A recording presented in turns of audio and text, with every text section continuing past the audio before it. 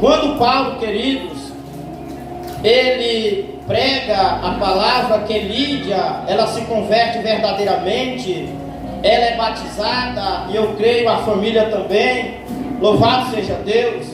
Paulo, amados, ele está ali naquele lugar com um propósito, e eu creio que também Deus, ele te trouxe aqui nessa noite com um propósito. Você não veio nessa noite simplesmente honrar o convite de alguém, não. Deus, ele te trouxe aqui com um propósito nesta noite.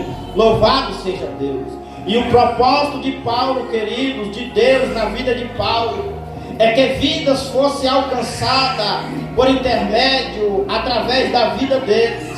Paulo agora ele está descendo, amados, para a oração.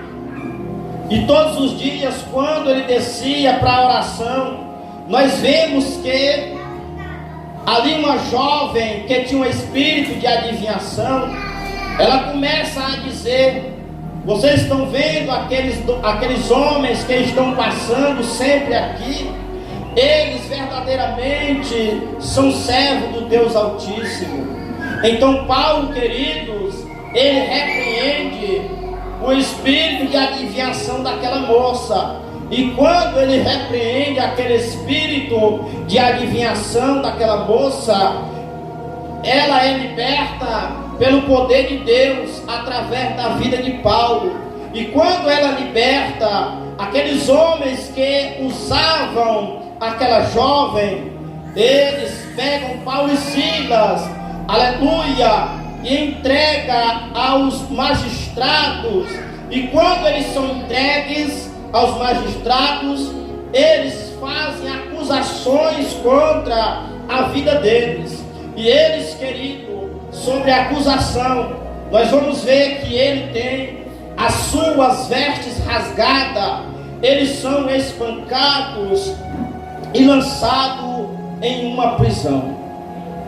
E quando ele está dentro da prisão, todo ferido, machucado, a Bíblia nos declara no versículo 25, que perto da meia-noite, Paulo e Silas, a Bíblia diz que eles cantavam, eles oravam e cantavam hinos a Deus.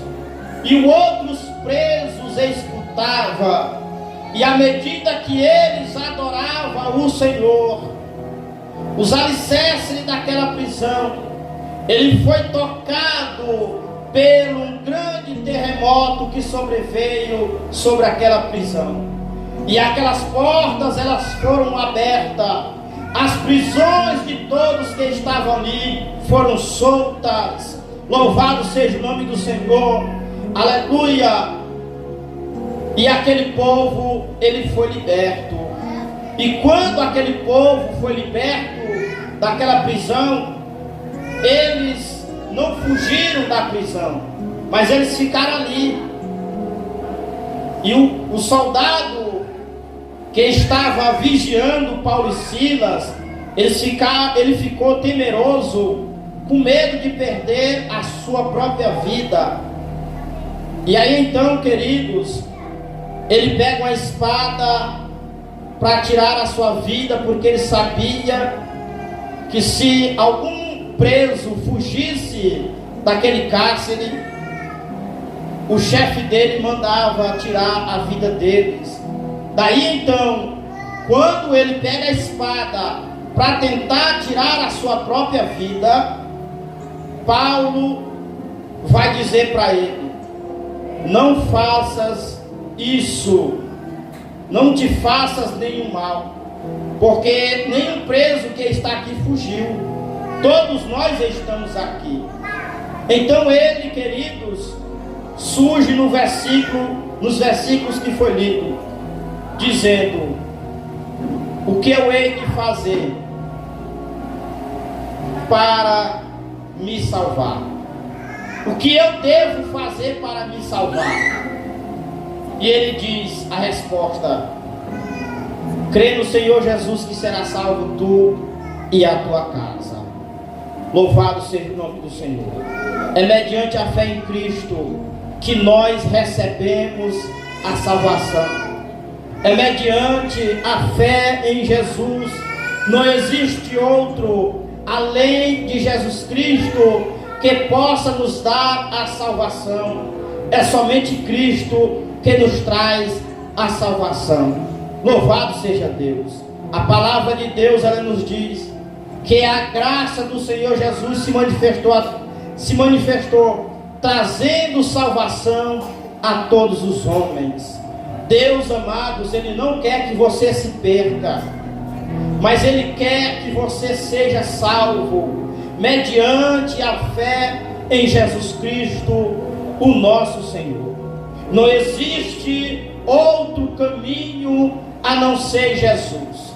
Quando nós olhamos para a Bíblia Sagrada, no livro de João, capítulo 14, versículo de número 6, Jesus querido, nos versículos anteriores, nós vamos ver que Jesus, amados, Ele vai falar algo muito interessante.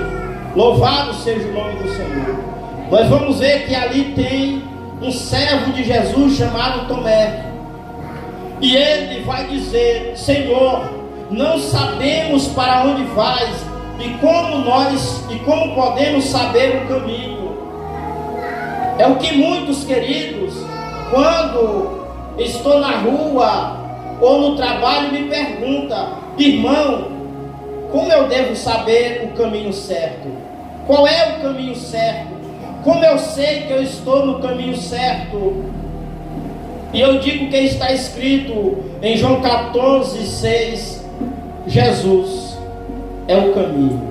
Jesus, ele diz para Tomé: Tomé, eu sou o caminho, eu sou a verdade, eu sou a vida.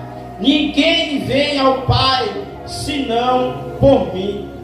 Não existe outra vereda, não existe outro caminho a não ser Jesus. Quando nós, amados irmãos, nós que estamos aqui no bairro Agrovema, decidimos ir até o centro, nós podemos pegar alguns atalhos para chegar até lá. Nós podemos ir pelo centro, pela avenida principal, que chegamos até lá.